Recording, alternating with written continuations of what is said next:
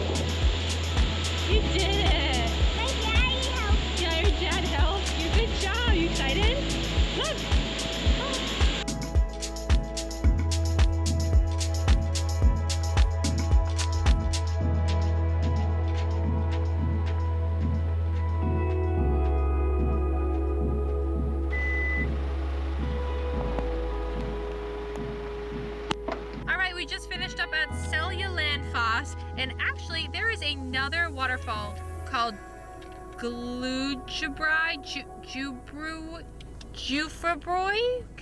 I don't know, but this is the name. There's another waterfall like 500 meters away from the main waterfall, Seljalandsfoss, and it is probably just as amazing. You walk through this little narrow canyon through the water on top of rocks. It's pretty tricky with the kids, but it's a beautiful waterfall in this canyon. It was amazing. But both waterfalls, beware, you will get soaking wet. So good thing we already knew that, and we had full rainproof gear. Make sure you bring your rainproof gear, right guys? Oh, yeah. We got soaking wet, soaking wet. We look like garbage bags with our suits on, but at least we're dry. I know there were people with garbage bags on. Yeah, So I felt exactly. kind of good. Yeah.